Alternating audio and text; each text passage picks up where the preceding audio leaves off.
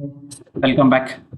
Once we install Python and Selenium, now we need to choose correct IDE for Python automation. As per my experience, PyCharm is good for Python automation. Okay, for this, just we need to go to Google and search for PyCharm download, and you will see the official website JetBrains. Click on that, and again you will see two versions. One is PyCharm Professional and another one is PyCharm Community Edition. So as we are learning stage, select PyCharm Community Edition. Okay, click on .exe file from the drop down. Yeah. Once we get downloaded, just go to download folder. Yeah, this is the downloaded one. Just to double click on that,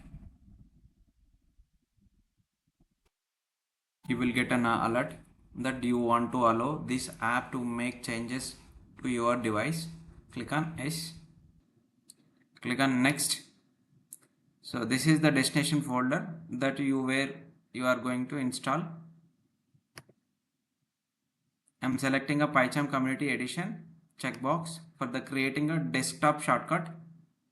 Click on next and click on install. That's it. So it will take some time to install PyCharm. Wait for that.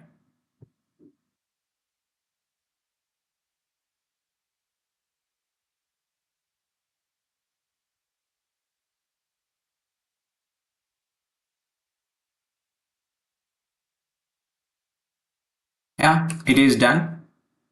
Click on run PyCharm Community Edition checkbox so that it will trigger this one, the PyCharm IDE. Click on finish. Okay. Once we click on finish, you will get this pop-up. Click on OK.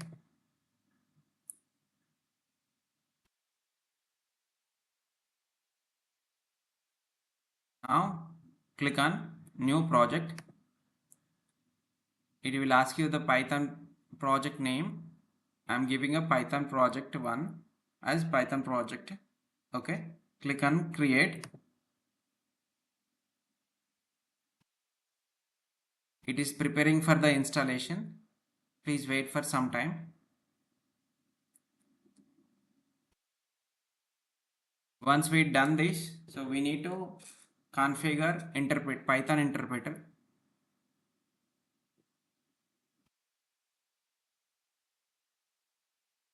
I got a failed message. No worries. We need to set up the interpreter manually.